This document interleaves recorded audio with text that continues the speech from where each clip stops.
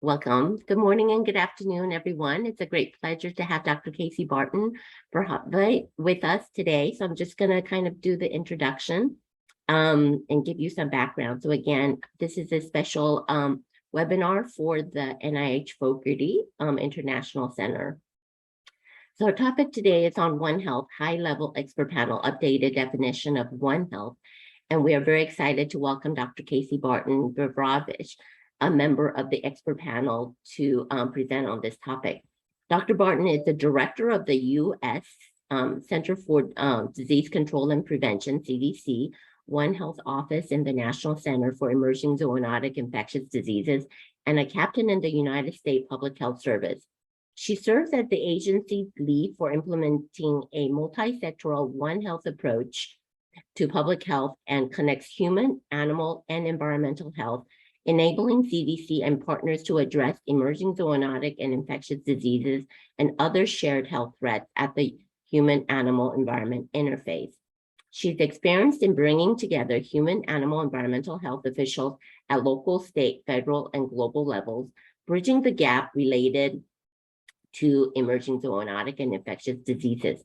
During her extensive career at the US CDC, Dr. Barton work has ranged from investigating outbreaks in field to conducting epidemiological research related to prevention and control of zoonotic, foodborne, and vector-borne diseases. Topic that's interesting for all of us.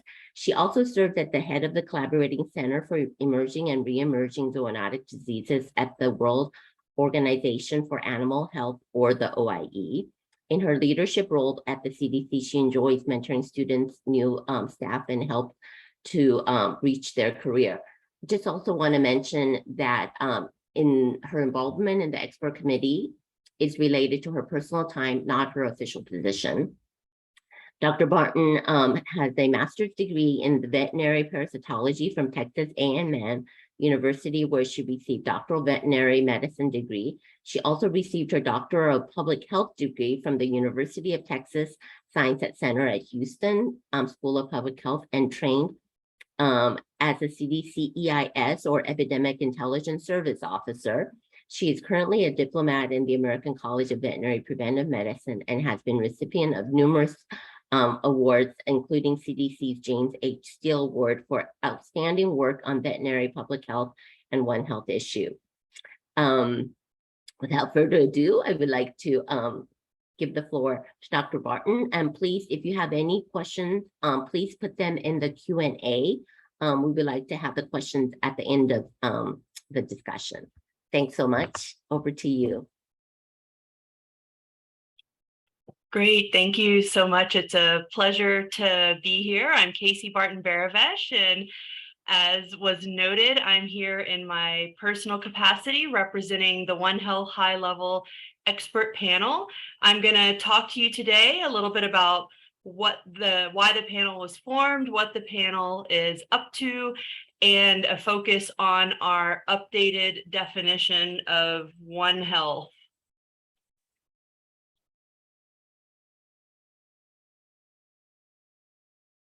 All right, so I want to start off by saying, why is One Health important? We've all seen that as Earth's population is growing, our connection with animals and the environment, including plants, is changing. People are living closer together than ever before. We're seeing changes in climate and land use. There's more global travel and trade of people, but also animals and plants and their products. And animals are much more than just food. We depend on them for fiber, for companionship, for sport, for transportation. So keeping that in mind and that human-animal environment interface is really important. And all of these factors make it easier for diseases to spread between animals and people. And by applying a One Health approach, we can tackle these shared health threats by looking at all angles and have the biggest possible impact on improving health for all. So there are outbreaks of zoonotic origin that have occurred regularly throughout history and more often in recent decades. We know that 6 in 10 emerging infectious diseases are from a zoonotic origin, and there's more evidence that they're the result of increased interactions at this human-animal environment interface that have been accelerated by things like socioeconomic, environmental, and socio-ecological factors.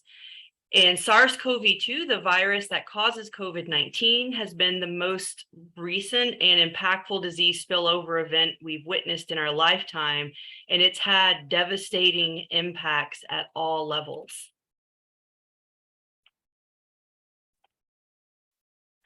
So let me see here. There we go.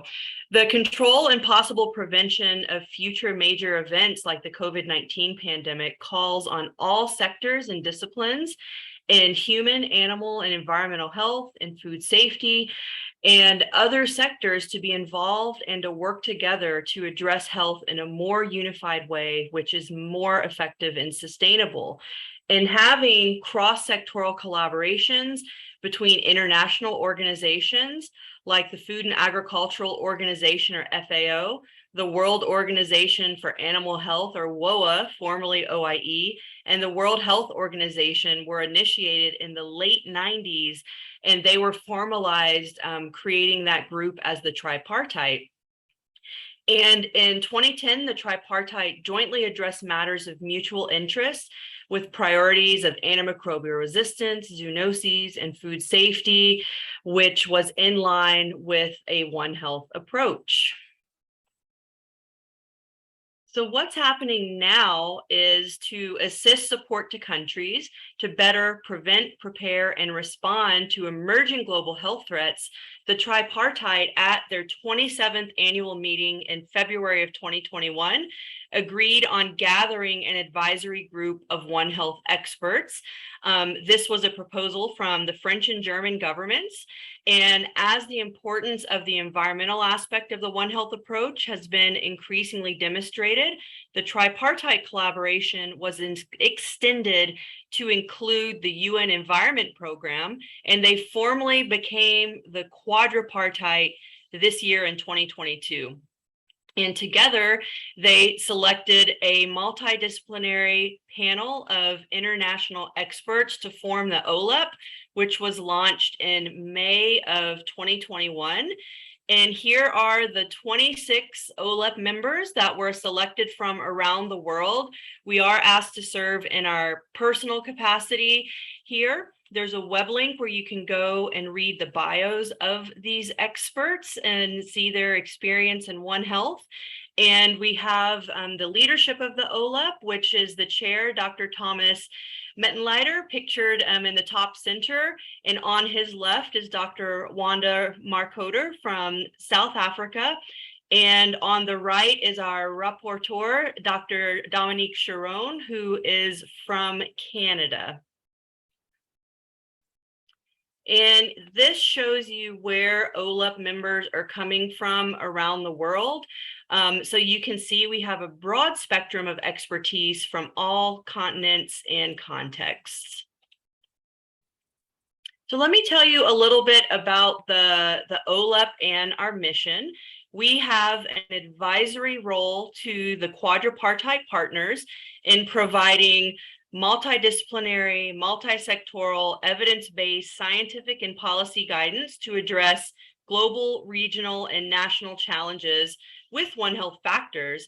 And the OHHLEP members are initially focused on two main areas: providing policy relevant scientific assessment on the emergence of health crises arising from the human-animal environment interface and research gaps, as well as guidance on the development of a long-term strategic approach to reducing the risk of zoonotic pandemics with an associated monitoring and early warning framework, and the synergies needed to institutionalize and implement the One Health approach, including in areas that drive pandemic risk.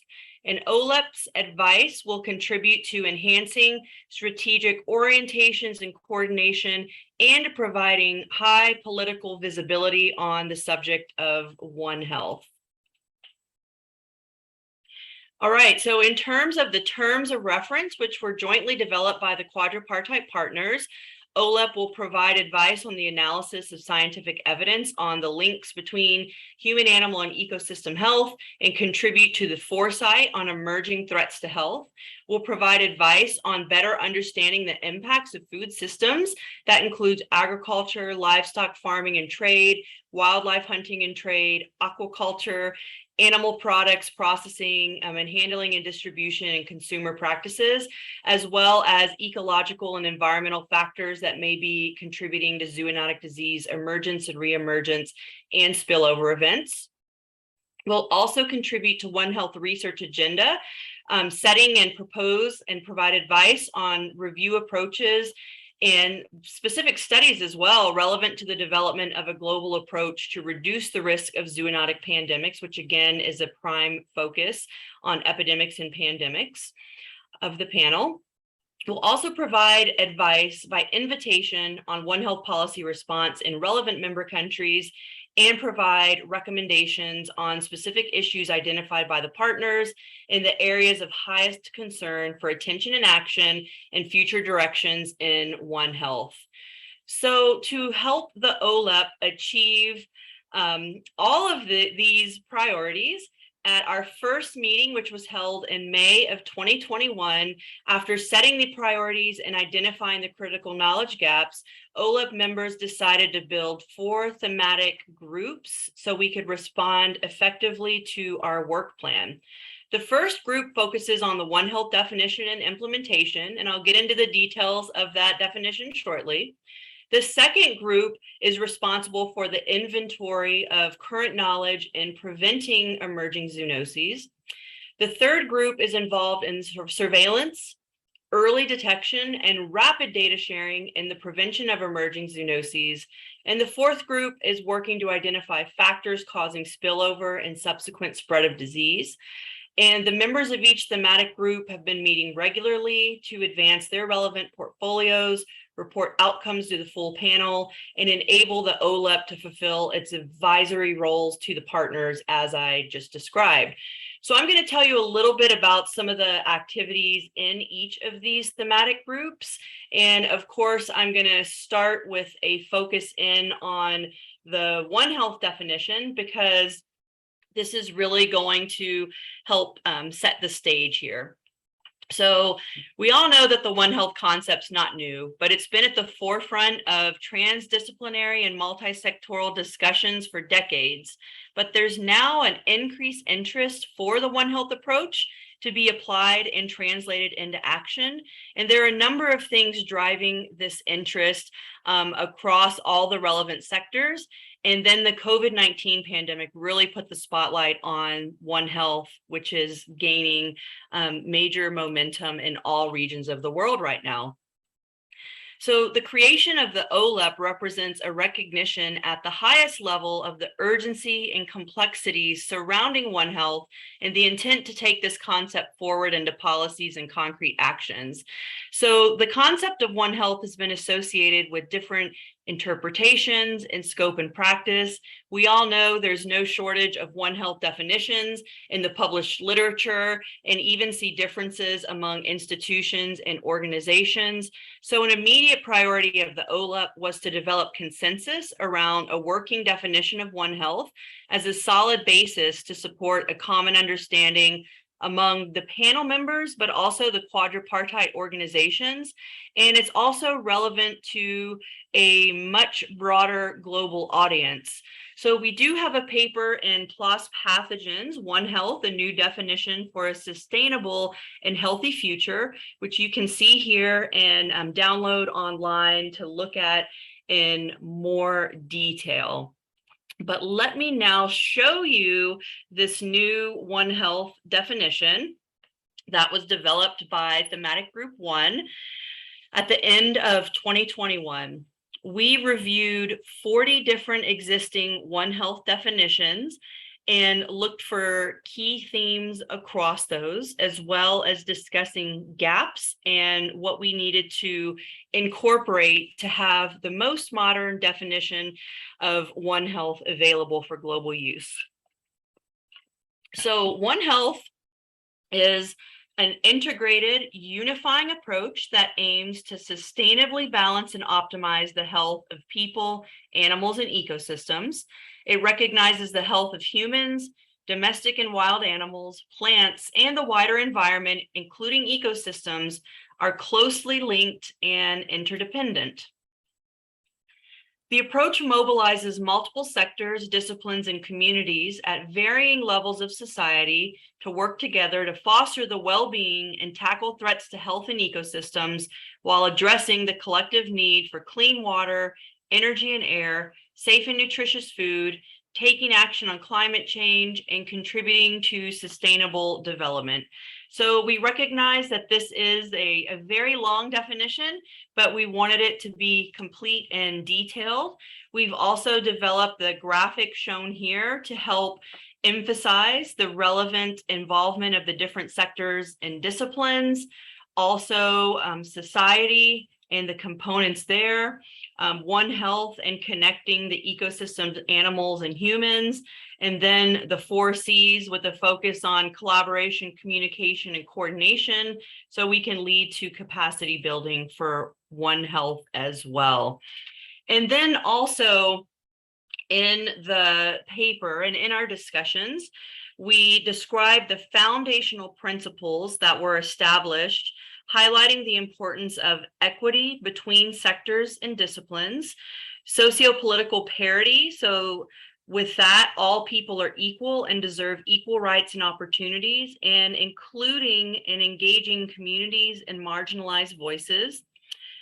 Third, in terms of principles, is socio-ecological equilibrium, which seeks a harmonious balance between human-animal-environment interaction and acknowledging the importance of biodiversity, access to sufficient space and resources, and the intrinsic value of all living things within the ecosystem. Fourth is stewardship and the responsibility of people to adopt sustainable solutions that recognize the importance of animal welfare and the integrity of the whole ecosystem, which we believe will help secure the well-being of current and future generations. And then lastly, our transdisciplinarity and multi-sectoral collaboration, which includes all relevant disciplines, both modern and traditional forms of knowledge, and a broad representative array of perspectives here. So we also, in terms of the operational One Health definition, in the PLOS article, addressed some key features of this new definition. And those include that the newly formed operational OHLEP definition aims to be comprehensive, promote a clear understanding across sectors, across areas of expertise, to really help support the partners as well as their member states in framing their One Health strategies, programs, and implementation plans. And in exciting news, this includes the forthcoming Joint Plan of Action for One Health, which will be a 5-year strategic framework that will help guide the One Health collaborative activities of FAO, WOA, UNEP, and WHO. So this OHLEP definition should be considered as an overarching set of guiding principles that can be further tailored to specific stakeholders. It's intended to assist in orienting the general outline and considerations for a One Health approach and the opportunities for innovation, cooperation, and collaboration among all relevant sectors and disciplines here. And the One Health approach, it's important to say this, it's not just focused on zoonotic diseases or AMR, but it really can be applied to the full spectrum from prevention, health improvement, and health promotion to the detection, preparedness, response, or recovery from health crises. So though a big focus on One Health right now are zoonoses and emerging infections, it's important to mention this full spectrum that One Health applies to. It's also applicable at the community level, the subnational, national, regional, and global levels, and relies on having shared and effective governance, communication, collaboration, and coordination. We need to work together to understand co-benefits, risks, and trade-offs, and opportunities for equitable and holistic solutions. We also know that political commitment and leadership, including prioritizing and allocating resources that are distributed in equitable ways across sectors and partners, are essential for the successful implementation of the integrated One Health vision. But we also need to recognize that we're faced with substantial political, legal, ethical, financial, capacity, and societal barriers, and the complexities in developing and implementing a unified One Health approach. So the commitment of political, sectoral, organizational, and individual societies to implement it successfully will address human, animal, and ecosystem health and other areas like biodiversity loss, clean air and energy, the impact of climate change, food and water security, and social inequalities. And the One Health approach has clear advantages to improve the health for all, embed social and environmental protection, and support sustainable economic development and resilience. So that kind of outlines the thinking and information and discussions that went into developing this new OHLEP One Health definition, which has been fully embraced by the QUADRIPARTITE partners and is starting to be used globally. So next up is our second thematic working group, which is focused on an inventory of One Health resources. I'm one of the co-chairs of this working group, and we've looked at some of the existing initiatives that are being launched or have been around for a while, like PREZODE, which is an initiative of the French government on preventing the emergence of zoonotic diseases, Zodiac, which is with the International Atomic Energy Association and partners, addressing a number of aspects with the laboratory focus on zoonotic diseases. There's the SAGO group on origins of emerging infections that is also another advisory panel for WHO and other partners, and the OHLEP collaborates with them, as well as leadership around antimicrobial resistance and trying to stay linked in with some of those activities. We also have created a database with networks and initiatives, knowledge sharing platforms, capacity building tools and projects, and are working toward updating that at the moment. And in terms of an inventory, looking at things like keywords for One Health, which was helpful in forming the definition, looking at the One Health published literature on emerging zoonotic disease threats and other One Health issues, and looking for some of those best practices in One Health. So there'll be much more to come on the near future for this working group. For thematic group 3, again, this is focused on One Health aligned surveillance systems, and they're working on the development of a model surveillance system. First, by defining optimal One Health surveillance systems that could be operationally feasible. Second, on reviewing existing One Health surveillance systems. And finally, identifying key components of an optimal One Health surveillance system, all while considering the implementation challenges and barriers to surveillance and data sharing. So the thematic group 3 will soon be delivering a report proposing an aligned One Health surveillance system to the QUADRIPARTITE partners. So stay tuned for more on that front as well. Then there is the 4th thematic working group on the identification and mitigation of drivers on zoonotic spillover. They're working to identify and summarize known drivers of spillover and doing a systematic evidence review on drivers that they identify, and they plan to create a tool like a hazard analysis and critical control point, or HACCP-like tool, that could be applied to the identified drivers of spillover to help analyze risk and identify mitigation practices. So a lot of active work going on there, and more to come in the future.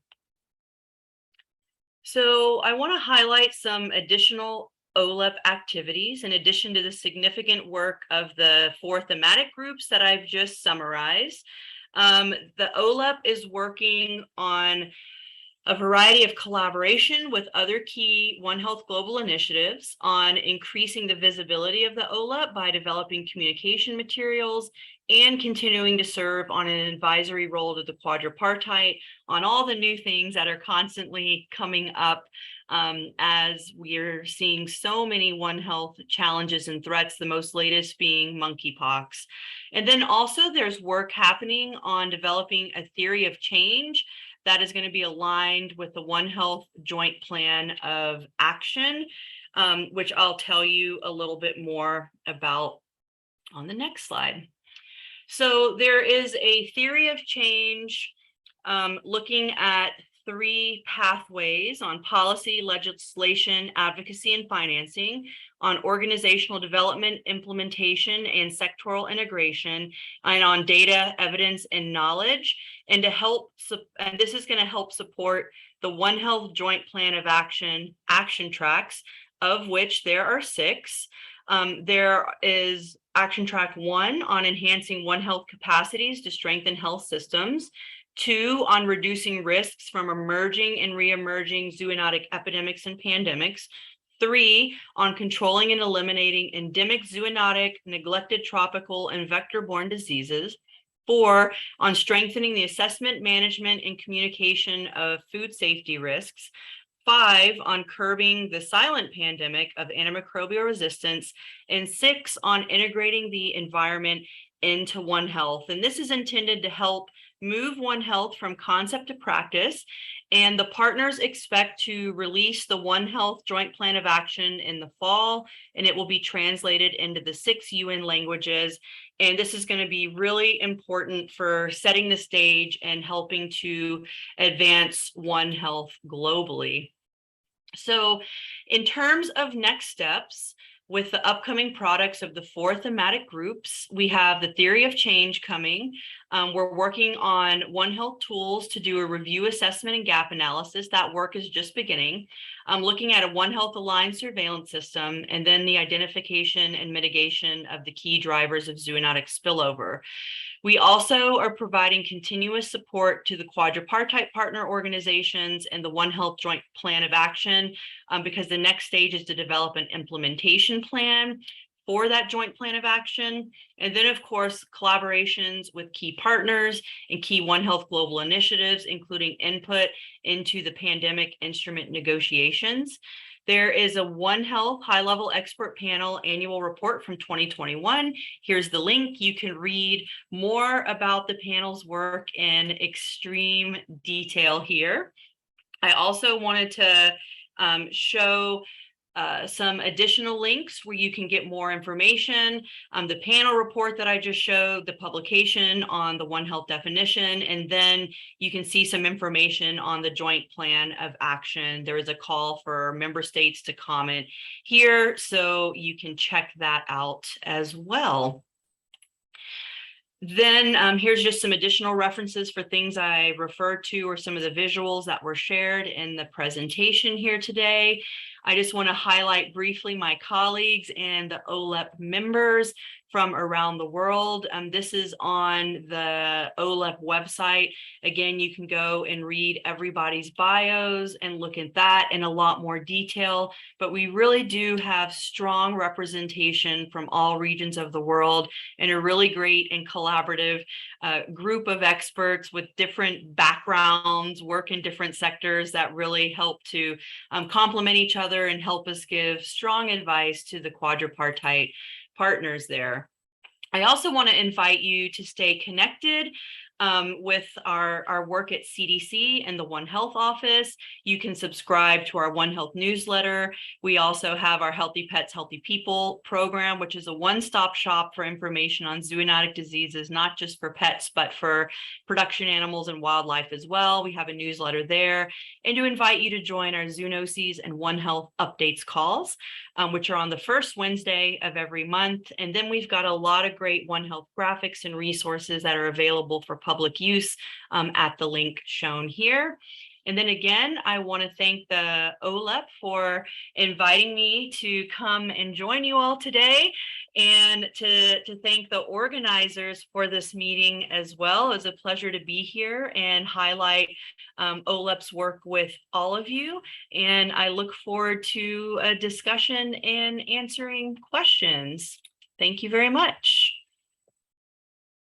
Thank you so much, Dr. Casey Barton Behravesh, for that really updated and detailed One Health update. And it's wonderful to see a new definition. As you stated, we have so many definitions out there, and it's great to see all of the thematic working groups and the progress that you guys have already made. I can just imagine with all your experts and all the time commitment that everyone had to put in, and then also the new items to come. So I'm inviting everyone to please put your questions into the Q&A. This is a wonderful opportunity for you to be able to ask these questions of our expert here. And I do want to put a plug in. Those Zoonotic One Health updates on are wonderful. Just a broad range of topics that you will really find interesting. So if you have not signed up, please do sign up. So I do see a question here in the chat from Dr. Courtney Bellingham. What are the current One Health surveillance systems you referred to, and where are they implemented and by whom, and where might we learn more about these? So there is quite a bit of work going on in the surveillance front, and that includes strengthening surveillance within sectors, as well as building bridges for surveillance system across sectors. There have been some good examples in different countries around the world on things like food safety, vector surveillance, or even during the One Health aspects of the COVID-19 pandemic.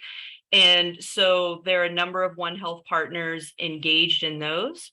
But what this working group is doing is looking to build a model of what a One Health surveillance system could look like, and tracking what's happening around the world and highlighting those. So they're going to be putting out a document in the near future that summarizes what they've learned, as well as what they believe is a good model. Again, not being prescriptive, but kind of an example of a model of what could work for One Health surveillance. So again, stay tuned for more on that.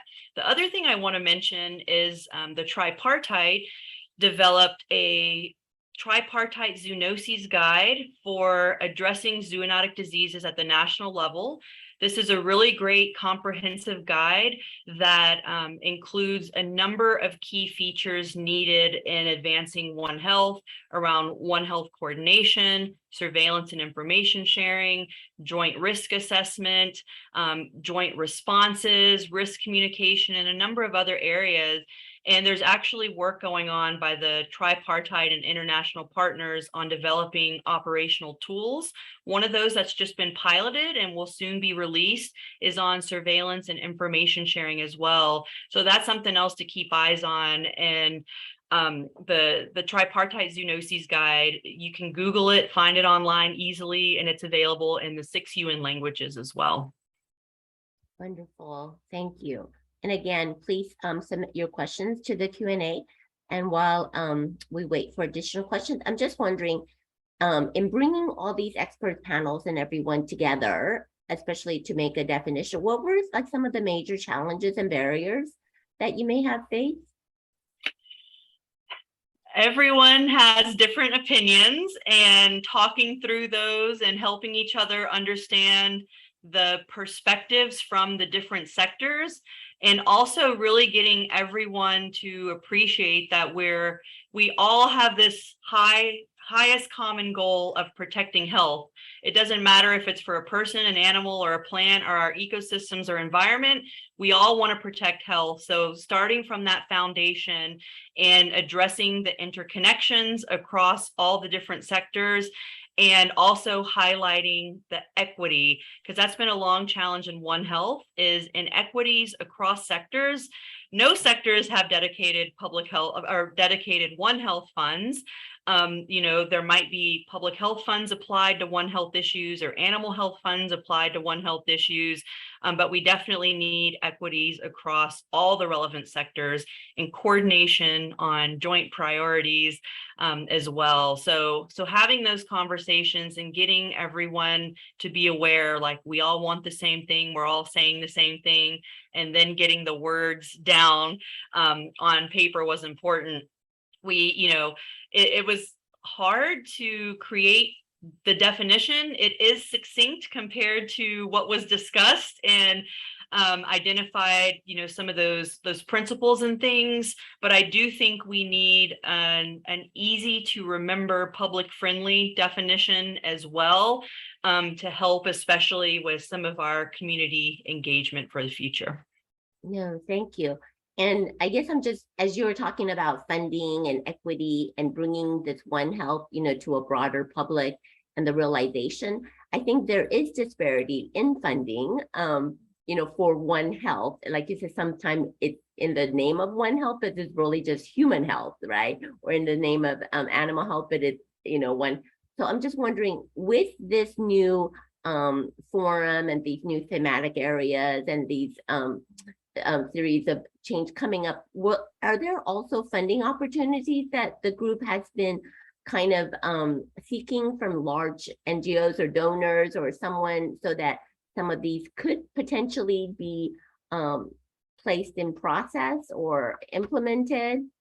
There are a number of partners and donors that are providing funds for One Health efforts, some global organizations, some national level organizations, and there's a lot of talk too about how to get better coordinated with global needs, and perhaps some sort of a central funding type of coordinated system for One Health needs. So a lot of conversations happening there, and the OHLEP is involved in those conversations as well. Great. Maybe a reference or a resource page on funding as well would be great for us. I see Laura, you have your hand up. Yes, just expanding on that question, and then it's also sort of someone else has apparently asked a very similar question. But has there been discussion about central One Health funding platforms, establishing those? And it looks like there's a question related to that. So yeah, there are ongoing discussions about just that right now, and discussing it in line with how to solve some of these challenges that we've just discussed in terms of equity across sectors and meeting emergent health needs as well. Great. Yeah, thank you. And then thank you, Dr. Donna Onalwala, for your question. And I think it's, as Laura stated, so would you recommend a central funding health, which can then be managed by One Health experts at the OHLEP, or would you recommend like a One Health expert based on OHLEP's recommendations? Is there any change to that regard? So very similar questions, maybe a little bit more expansion there. Yeah, so the OHLEP is an advisory panel for the quadripartite partners. So we wouldn't necessarily manage a fund, but could provide advice into it with the global context of the members from around the world, from different sectors. So just to emphasize that point. So, and then another question from Dr. Namo Abelmila. I'm sorry for messing up everybody's names. Thank you so much for the presentation. And here's the question: what was the most deviated previous definition, And how did you manage to include it in the updated one? And is it good to know the updated definition? However, can we have a shorter version for simplicity's sake? Yeah, so as I mentioned, there's definitely a need for a shorter, public-friendly version of the definition, but for now, having this kind of detailed definition, the foundational principles, that is very important for the partners and member countries in advancing One Health. I will say in the United States, back in 2017, we had multiple agencies come together and create a US government definition of One Health. That one is a bit shorter and it really focuses in on achieving optimal health outcomes, recognizing that interconnection between people, animals, both domestic and wild, plants in our shared environment, and really trying to focus on that high level piece of the connection across all of those has been important, at least with our US work. Yeah, no, I could just see the challenges there, but it's so good to have a uniform definition for sure. Question from our OSU Global One Health Initiative Strategic Associate Director, Amy Mihalakis. The theory of change and action tracks prioritizes a lot of important work. Will there be any recommendations about order or prioritization within the theory of change action tracks, especially given the limited resources? Yeah, so the One Health Joint Plan of Action is looking at the holistic, broad picture of the top One Health challenges we're facing right now, outlined in those 6 action tracks. And then the theory of change is intended to help kind of guide with those 3 main pathways that I shared around policy, legislation, and advocacy and financing, organizational development, implementation and sectoral integration, and then the data, evidence, and knowledge piece. So there's going to need to be some actions happening across all of those in synergy to really help us take One Health to the next level and operationalize One Health. But also this One Health Joint Plan of Action is intended to provide kind of a strategy or framework for member countries to look at and assess and address their specific needs in the One Health context. Great, thank you, Dr. Casey. Another question from Dr. Behalu Goshime. One Health is beyond zoonotic. This is why UNEP have joined the tripartite, including to predict for weather forecasts. Does UNEP provide funds for One Health issues like FAO, OIE, WHO? How much does UNEP engage with the tripartite? So the tripartite and UNEP have signed a formal agreement to create the QUADRIPARTITE. That has happened and very recently. And there are a lot of discussions going on about incorporating the environment needs more into the quadripartite's work. We all recognize that it's been lacking over several years with the environment sector being engaged in One Health, not because they didn't want to be, but it's taken a long time to even get the public health and animal health sectors linked up and building networks and on track. And though it's overdue, it's great to have the international organizations bringing in the UN Environment Program on the global scale, and hopefully that will help partners at the subnational, national, and regional levels recognize that it's important. It's fast moving. There's a lot more coordination going on across all those relevant sectors, including the environment at the regional and even national levels around the world right now with this rapidly gaining momentum for One Health. Yeah, thank you. We're so looking forward to the publications as well as other resources. Again, invite anyone with any questions to place it in the chat. Otherwise, Laura, back to you. Oh, I saw another question pop up. I was just gonna ask, is there ever consideration for including sort of more diversity on the expert panel, maybe from ecologists to, I guess, more diverse fields? And it's already very diverse, but just is it flexible? I guess that committee. Yeah, the partners did a really good job, not just with the geographic distribution, but blending the panel with public health experts, animal health experts, disease ecologists, environmental health experts, and really trying to have a broad group of those 26 members for the panel. I think that's wonderful. And then for the our trainees, the next generation individual who are potentially interested in this One Health field, you listed some great resources, but do you have some specific recommendations for them? Sure. So I think it's really important to get experience in the different sectors and really learn and understand their roles and responsibilities and challenges, regardless of where you think you ultimately want to end up. Like for me, I was lucky in my training, doing internships in grad school or even veterinary school or some of the jobs I had before I came to CDC. I've worked at a state public health department on environmental health issues.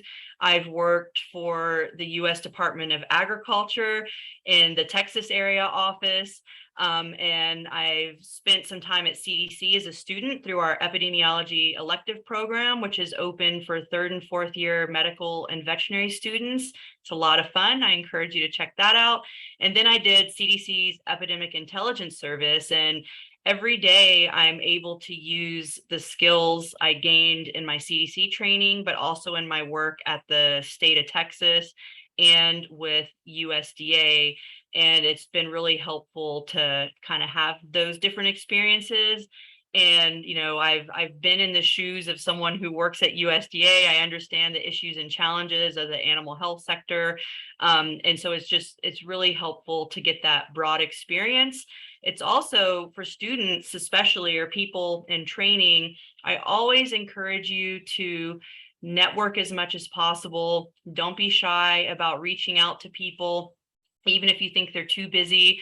Sometimes they might be and you might not hear back, but that doesn't mean you shouldn't follow up and try to have a conversation, or even if it's over email or LinkedIn or something like that, and really even ask them, based on that conversation, who else they might suggest you talk to, so you can broaden your network and talk to people you might not have spoken to before.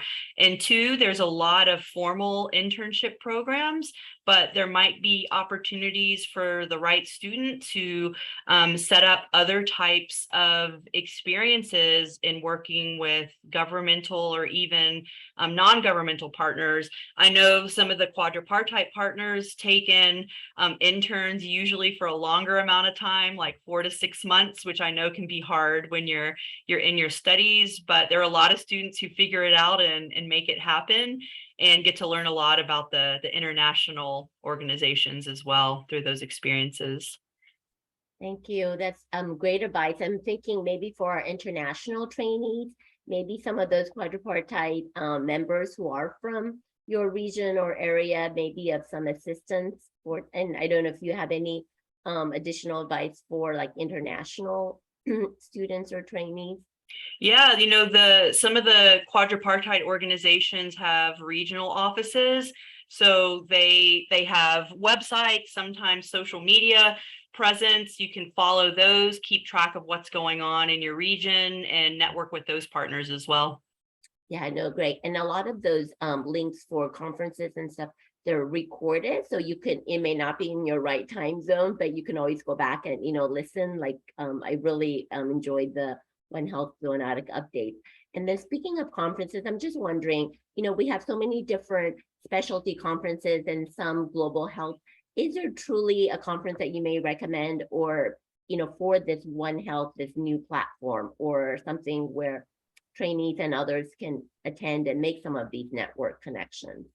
Yeah, so coming up in November, it's usually held in November every other year, of course, disrupted a bit by the pandemic, but the World One Health Congress is happening in Singapore this year, and there's going to be a lot of really great One Health colleagues. A lot of the OHLEP members are going to be there, and a number of great tracks focused in on science as well as policy, and that's a really useful and important meeting to go to for the global One Health picture. Great, thank you. And then I think the One Health Day is kind of in November, so maybe looking at your region and area, there may be some One Health conference or celebration or something else for our trainees and others to be able to link to. So thank you for that. Absolutely. And the One Health Commission posts a lot of those events. You can submit events there. There are some student challenges and things as well. So you should definitely check out the One Health Commission website for One Health Day events. You can create your own event or see how you can get involved with others. Yeah, so I think as we get these, new, I'm sure we're going to see this area grow and grow, and hopefully we can all be part of that. So I think, Laura, for logistics, will we be sharing the link with everyone so people could potentially have some of those resources? We'll be sharing the recording. Mm-hmm. So, yep.